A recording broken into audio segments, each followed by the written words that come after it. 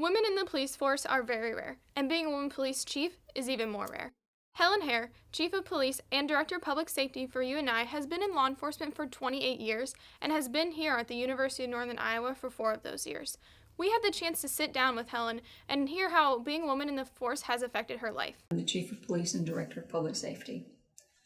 Okay, so how do you break that out? The Department of Public Safety has 2 divisions. We have the Police Division and we have the Parking Division. Okay.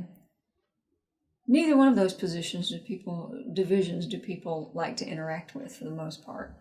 But my job is to make sure that each of the divisions run as efficiently and smoothly as possible, serving our students and the rest of our community as best that we can. I also have some other responsibilities, primarily the Clery compliance responsibility for the university. But those are the 2 that as far as public safety is concerned. Most people will, when they say public safety, sometimes they're talking about police, but they say public safety.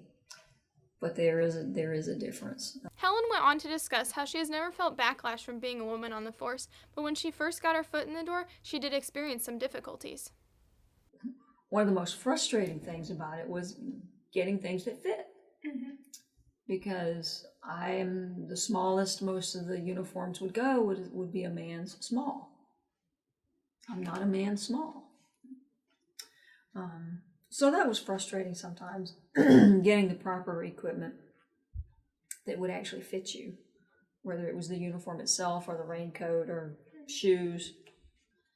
So that was a little frustrating. After overcoming these issues, Helen did encounter some issues that her male counterparts may not deal with on a day-to-day basis while being on the police force. I'm sure you've never seen a maternity police uniform. And there's a reason for that. It's because they don't exist. So when that happened, I was fortunate that I was higher up in rank. So I had a few more options, but even other females who became pregnant, who were out and about patrol officers, what the department did, we kind of improvised and devised a maternity uniform, if you will. And after a certain point, the officer would request a different duty assignment. And we could do that. After having children, motherly instinct kicks in for many women, but Helen did not let that impact the way that she deals with the individuals that she encounters every day while being on the police force. I'm going to treat you the way I would want to be treated. If you were my sister, how I would want you to be treated. If you were my cousin, if you're older, if you were my mother, how would I want somebody to treat you? So that's how I'm going to treat you. And I think that's a pretty good way to look at it. And today, of course, if you were my child, how would I want somebody to treat you? Being a woman in law enforcement may bring about some challenges, but that's not the only thing that law enforcement may struggle with.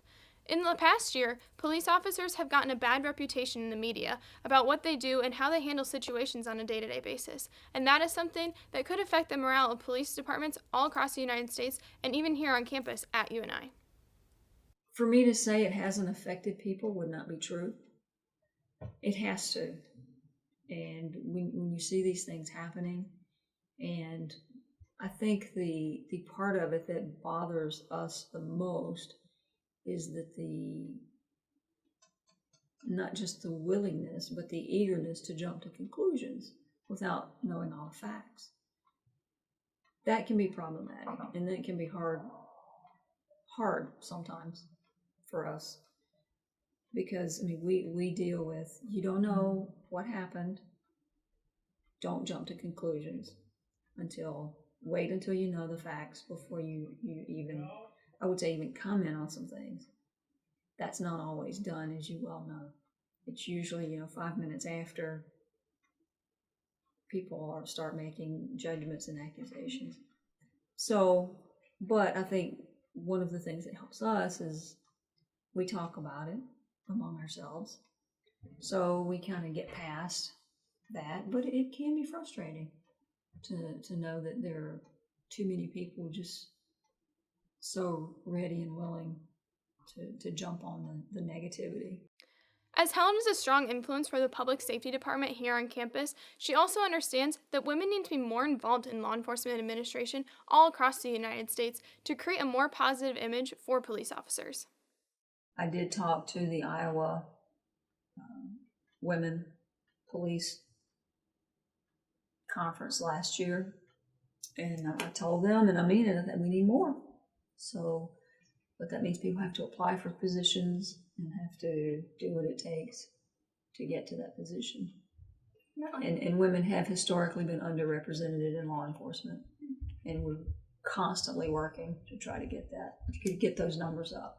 Mm-hmm.